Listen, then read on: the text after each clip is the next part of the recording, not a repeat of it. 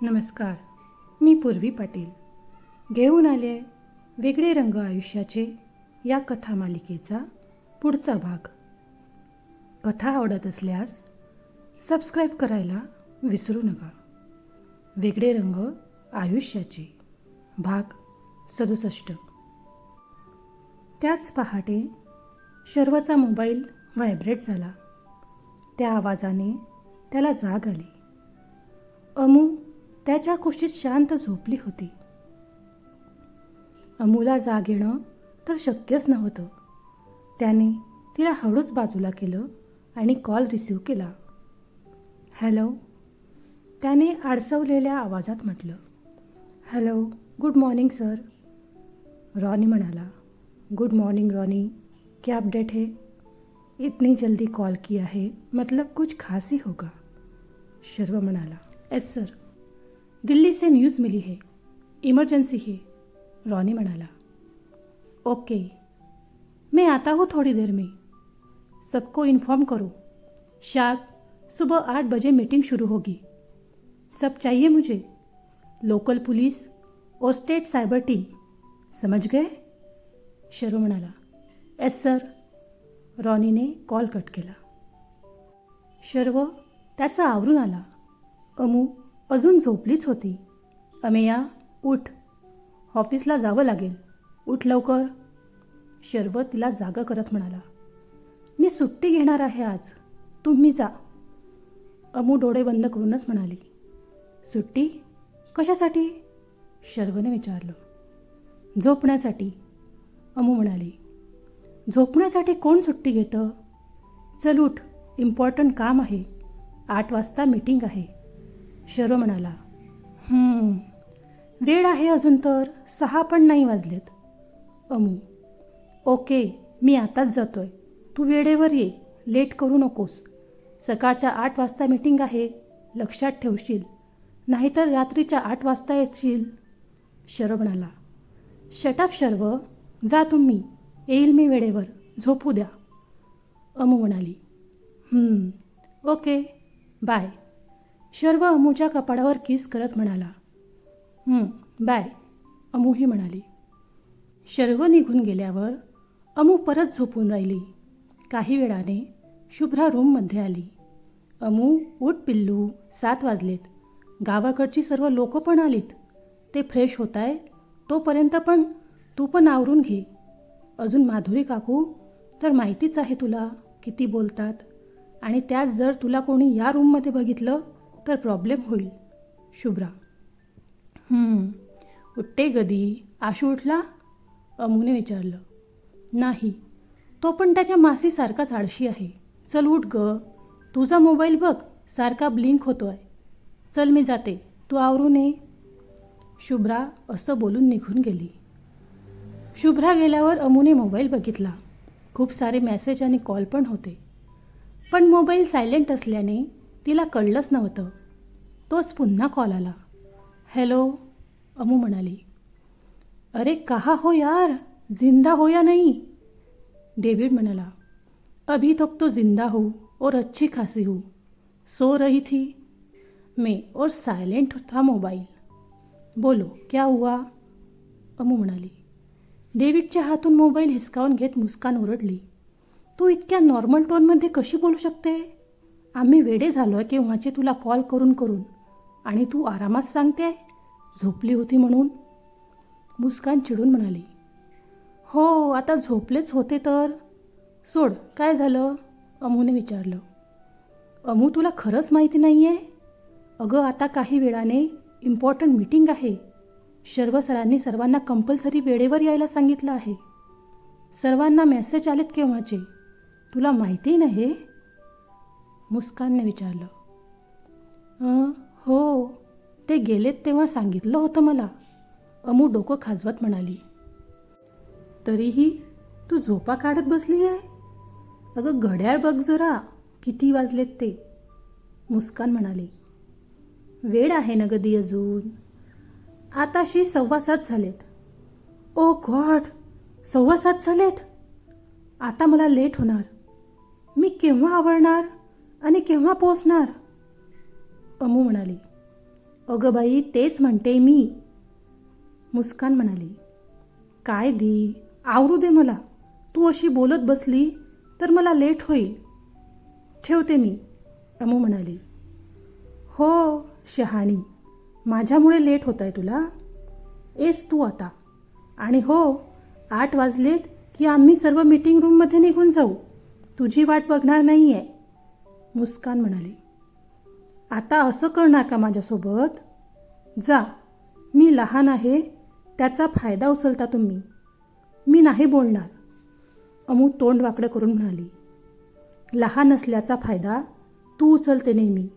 चल बाय, लवकर ये, मुस्कान म्हणाली. बाय. अमूने कॉल कट केला. तसं अमू घाईतच आवरायला गेली. कावड्याची आंघोळ करून लगेच तयार होऊन ती खाली आली. खाली अविनाशराव बाळाला खेळवत बसलेले होते. अप्पा, यशवंत काका आणि माधुरी काकू नाश्ता करत होते. अमू खाली धावतच आली. अगं हळू, केवढी घाई ती तुला, अवंतिका किचनमधून बाहेर येत म्हणाल्या. मॉम, खूप लेट झालाय म्हणून. Bye bye everyone. मॉम, दीला सांगा मी गेल्याचं. बाय बेबी, मासी लवकरच परत येईल, मग मस्ती करू आपण, अमू बाळासोबत बोलत म्हणाली. ओ, ही पण इथेच आहे का? एवढे सर्व मोठे लोक बसलेत, कसं वागावं एवढं पण कळत नाही का? अजूनही लहान असल्यासारखं वागते, माधुरी बडबडली.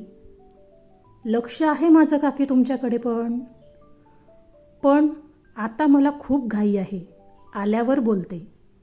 तुम्ही पण इथेच आहात आणि मी पण, हो की नाही? अमू स्माईल करत म्हणाली. तसं माधुरीने तोंड वाकडं केलं. कशी जाते तू?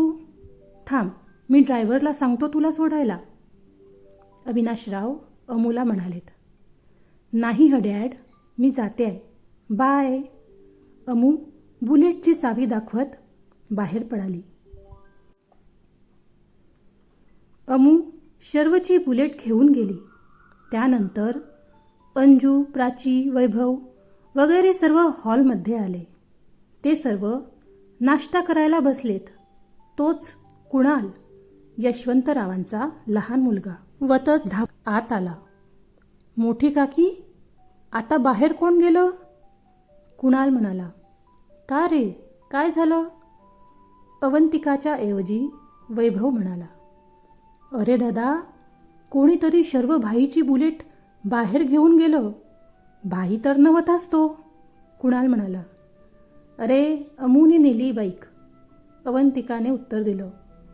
ओ, अमेया मॅडम पण इथेच आहेत का? आम्हाला न भेटताच गेली की काय? वैभव म्हणाला. नाही रे, परत येईल ना, काही काम होतं तिचं अर्जंट, अवंतिका म्हणाल्यात. कोण अमेया? कुणालने विचारलं. अरे, आदित्याची साली, शुभ्राची लहान बहीण आहे अमेया, वैभव कुणालला म्हणाला. हो का, पण तिचं काही खरं नाही आता, कुणालने म्हटलं. का रे, अवंतिकाने काळजीने विचारलं. अगं काकी, तुला आठवत असेल की नाही काय माहीत, पण काही वर्षांच्या आधी मी भाईच्या बुलेटला हात लावला होता. फक्त बाहेरपर्यंतच नेली होती चालवत. शर्वदादा केवढा ओरडला होता मला, रागाने लाल झाला होता अगदी.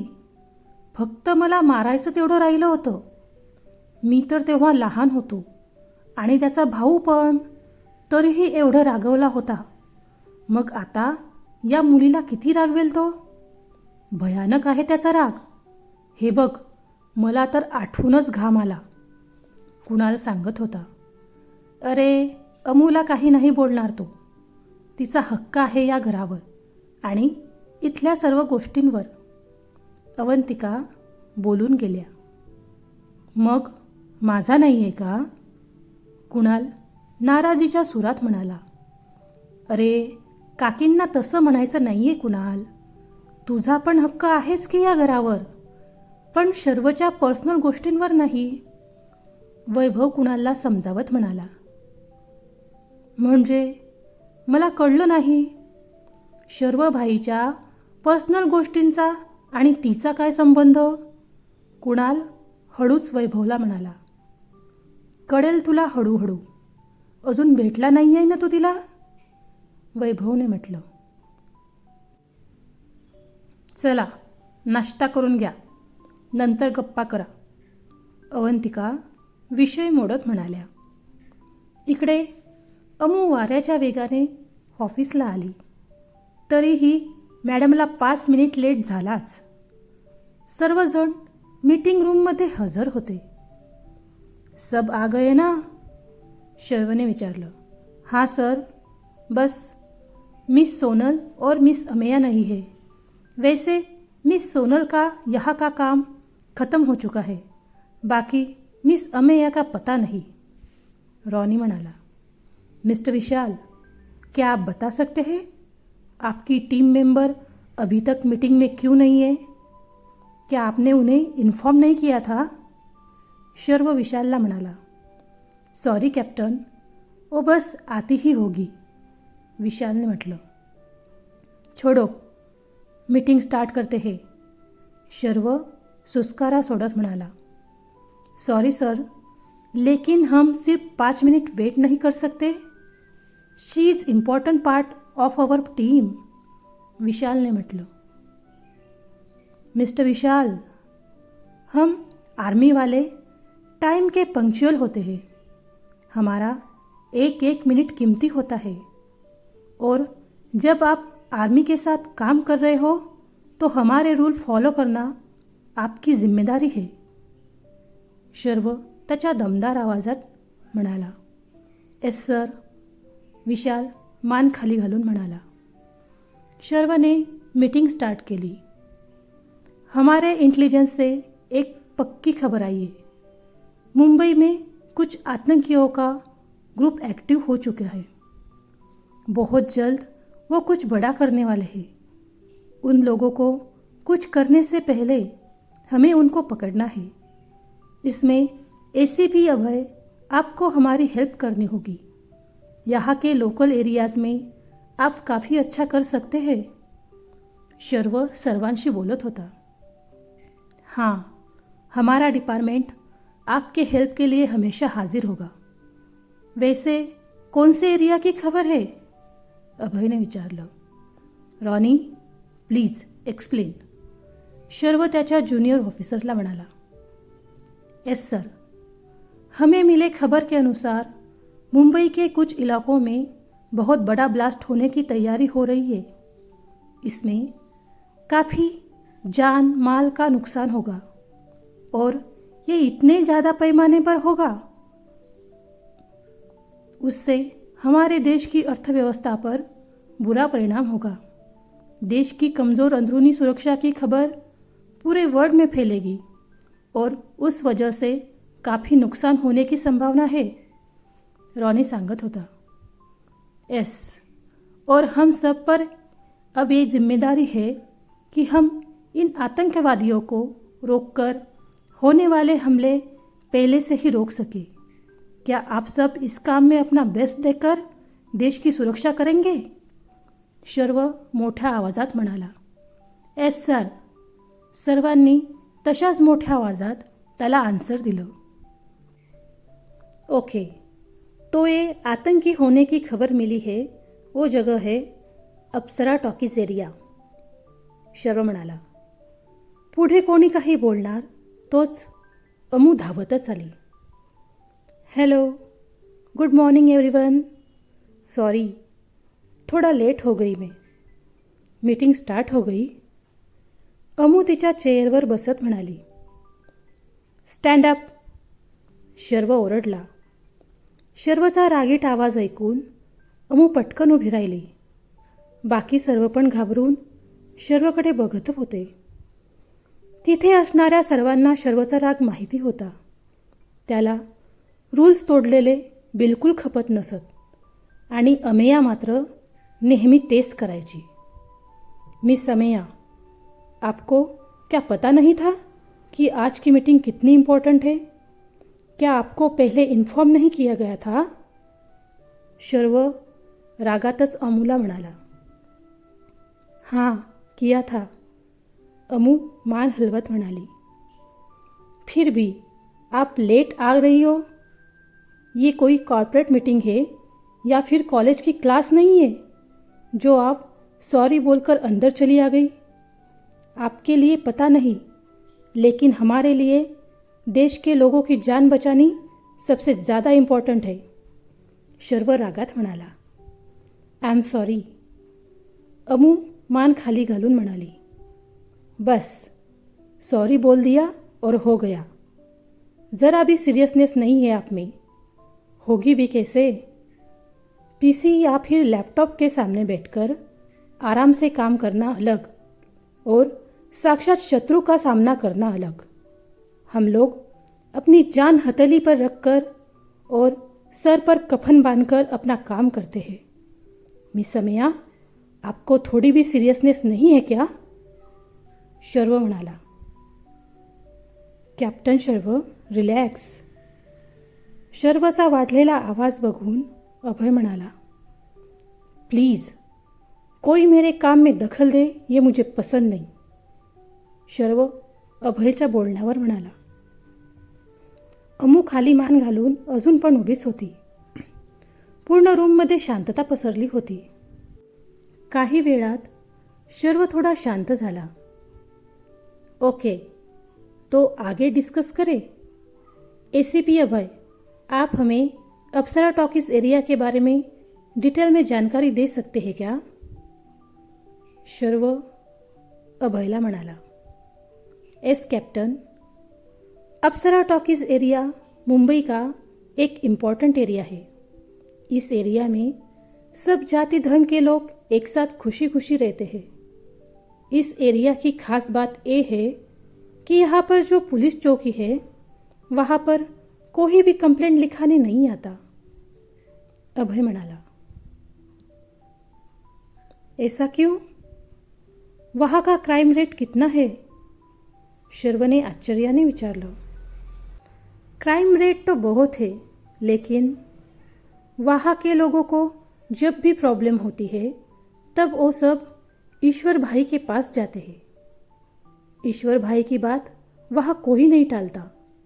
पूरा एरिया इस ईश्वर भाई के अंडर है. अभय सांगत होता. ओके, तो पहले हमें इस ईश्वर भाई को देखना पड़ेगा. ये हाथ में आ गया मतलब आधा काम हो गया, क्योंकि इसे तो सब पता ही होगा आतंकियों के बारे में. शर्व विचार करत म्हणाला. मुझे तो पक्का लगता है कि ये ईश्वर भाई ही इन सब के पीछे होगा. शर्मा म्हणाला. ऐसा नहीं होगा. ईश्वर भाई कभी भी गलत काम नहीं करते और देश से गद्दारी तो वो सपने में भी नहीं करेंगे. आतापर्यंत गप्प बसलेली अमू शर्व म्हणाली. तिच्या बोलण्याने सर्वजण तिला बघायला लागलेत. ओह, तो आप बताएंगी हमें? हम लोगों को किस पर डाउट होना चाहिए ये? आपका काम सिर्फ लैपटॉप के सामने बैठकर आराम से इंफॉर्मेशन कलेक्ट करना इतना ही है. बाकी का हम देखते हैं. शर्व चिडून म्हणाला. शर्वचं बोलणं ऐकून काही लोकांना आनंद झाला तर काहींना वाईट वाटलं. अमूला पण वाईट वाटलं, पण ती काहीच बोलली नाही. काही वेळातच मीटिंग संपली. सर्व त्यांच्या त्यांच्या कामाला लागलेत. अमू पण शांततेत तिचं काम करत राहिली.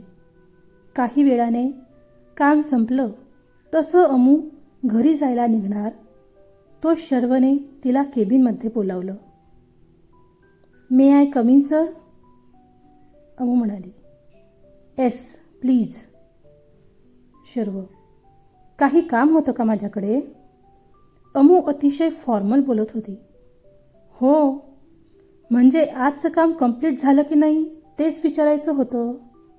म्हणजे अजून मला रिपोर्ट आलेला नाही. शर्व तिच्या चेहऱ्याकडे बघत म्हणाला. माझं काम कंप्लीट करून मी आमच्या टीम लीडरकडे सोपवलेलं आहे. बाकी ते करतीलच तुम्हाला रिपोर्ट. तुम्हाला रिपोर्ट करणं माझं काम नाही आहे. अमू म्हणाली. ओके, मग झालं असेल तर मी निघू शकते का? अमूने विचारलं. अमू जायला मागे वळणार तोच शर्वने तिचा हात पकडून तिला जवळ खेचले. अहो,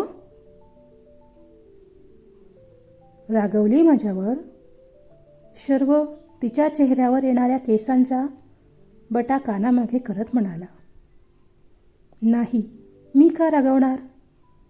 पण हे असं कोणाचा हात पकडून खेचणं शोभत नाही कॅप्टन शर्व देशमुख तुम्हाला. अमू शर्वकडे बघत म्हणाली. अच्छा, मग काय शोभतं बरं मला? सांगाल का मिसेस शर्व देशमुख? शर्व म्हणाला. मला नाही माहीत, सोडा मला. घरी जायला लेट होत आहे. अमू नाराजीत म्हणाली. ओके, सोबत जाऊया. माझं पण झालंच आहे. शर्व तिची नाराजी ओळखून म्हणाला.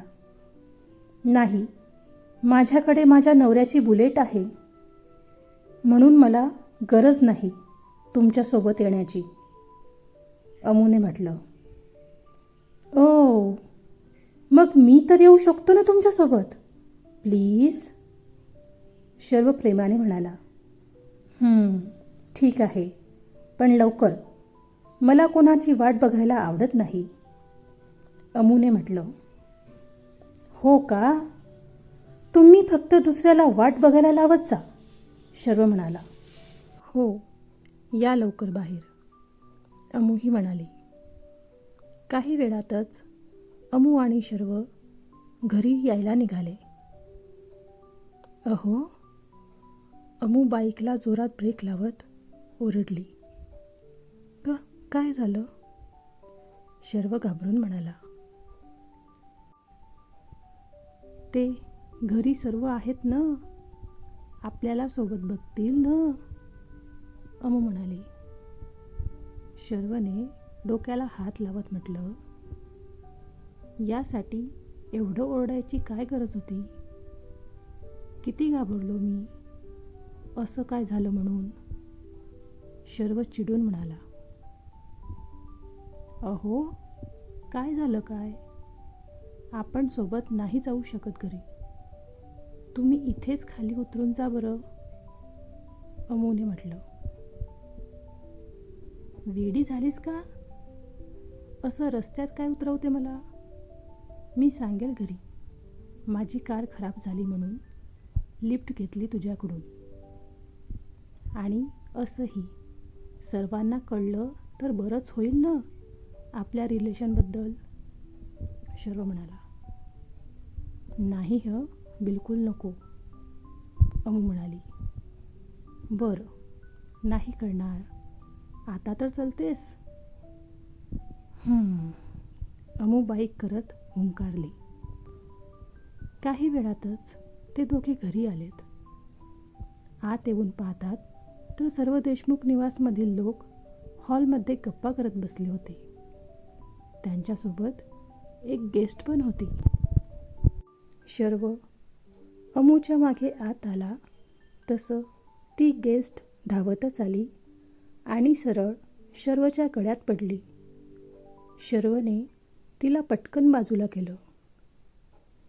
तू इथे माझ्या घरी काय करतेस, सोनल? शर्व रागातच म्हणाला. सरप्राईज बेबी, सोनल हसत म्हणाली. सोनल देशमुख निवासमध्ये काय करते आहे? नक्की काय मॅटर आहे ते कळेलच पुढच्या भागात. तोपर्यंत वाचत रहा वेगळे रंग आयुष्याचे. धन्यवाद.